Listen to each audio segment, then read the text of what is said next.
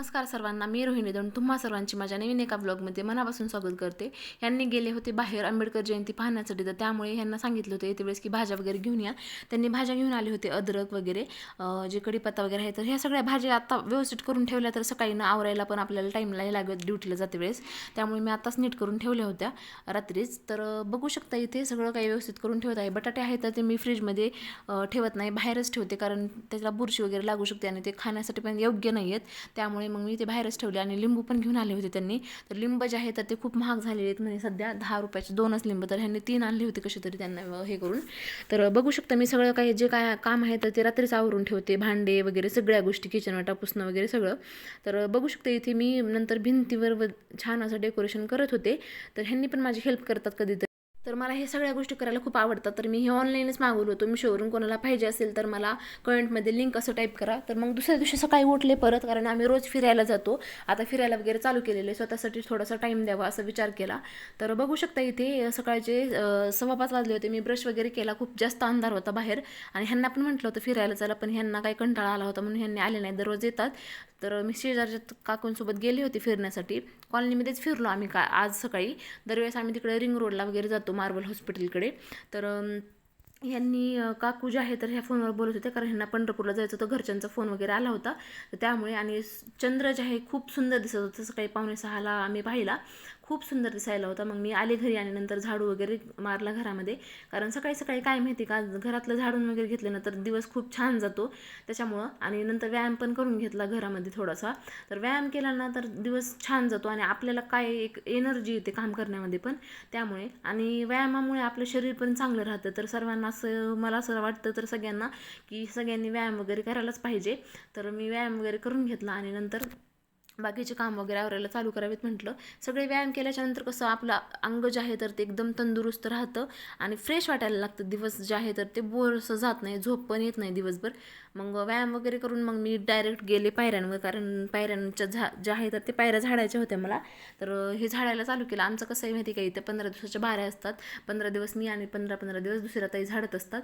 त्यामुळे मग माझी 1 तारखेपासून बारी सुरू झाली होती झाडण्याची. तर पायऱ्या वगैरे झाडल्या ना तर स्वच्छ दिसतं, तेवढंच आपल्याला तिथून मागायचं असतं त्यामुळे. आणि धूळ वगैरे सध्या उन्हाळ्यामुळे काय होतं तर घरामध्ये पण धूळ येते, पायऱ्यावर पण तशीच धूळ दिसायला लागते. तर मग ते आपल्यालाच घाण वाटतं, कारण आपल्या घरी पाहुणे वगैरे येतात ना, त्यामुळे मग ते नंतर नावं ठेवतात की कसं दिसतंय हे काय. मग त्यामुळे मग मी स्वच्छ सगळं करत असते. मग मी जे काही पायऱ्या वगैरे आहेत तर ते झाडून घरामध्ये आले.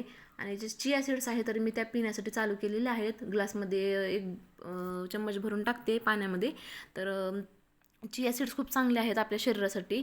कशामुळे तर त्यामध्ये फायबर जे आहे तर त्याच्यामधून भेटतात. तर त्यामुळे. आणि दुसरं म्हणजे वजन कमी करण्यामध्ये याचं एक मेन गुणधर्म आहे, वजन पण कमी होतं. 1 चम्मच मी रोज पाण्यामध्ये टाकून पिते. चिया सीड्समुळे काय होतं, हे चेहऱ्यावर ग्लो पण येतो तेवढाच. चिया सीड्स खूप चांगले असतात, तर ज्यांना म्हणजे घेण्याची इच्छा असेल त्यांनी घेऊ शकता.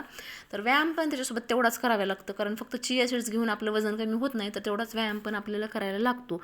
थोड्या वेळासाठी 15 ते 20 मिनिट ते पाण्यामध्ये असंच भिजत ठेवल्या आणि नंतर मग काय तर मी थोड्या वेळाने पिल्या. तर काय आहे माहिती का, रोज सवय लागली त्यामुळे आता काही वाटत नाही आहे, नाहीतर अगोदर मला पिऊ वाटत नव्हत्या.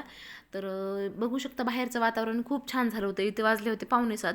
तर खूप सुंदर असं वातावरण झालं होतं. मग मला आंघोळ वगैरे करायची होती, आंघोळ वगैरे केली आणि मग झालं, देवपूजेला पण लागली, देवपूजा वगैरे करून घेतली. हे फुलं मी इथून दुकानातून आणत राहते, म्हणजे 10 रुपयाला भेटतात ते फुलं. 20 रुपये काहीतरी पाव किलो आहेत, तर मी आणत राहते रोज 10 रुपयाचे.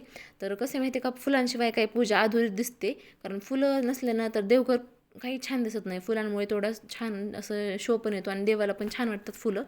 तर इथं धूप आणि अगरबत्ती वगैरे करून घेतली.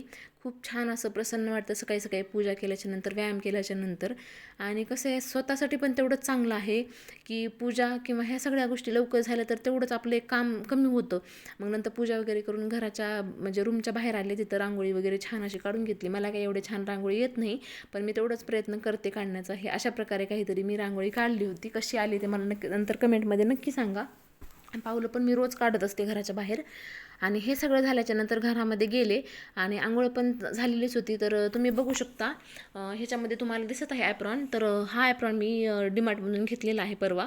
तर कशामुळे तर थोडंसं ना स्वयंपाक ते करते वेळेस काय होतं, नाईट ड्रेस आपण म्हणजे सकाळीच घालतो ना, टी शर्ट वगैरे किंवा कुठलाही ड्रेस असू द्या ड्युटीचा वगैरे, तर ते खूप जास्त घाण होत आहे. कारण पीठ वगैरे लागतं आहे पॅन्टला टॉपला किंवा असं उडतं ते पीठ, त्यामुळे ते खूप जास्त घाण होत आहे.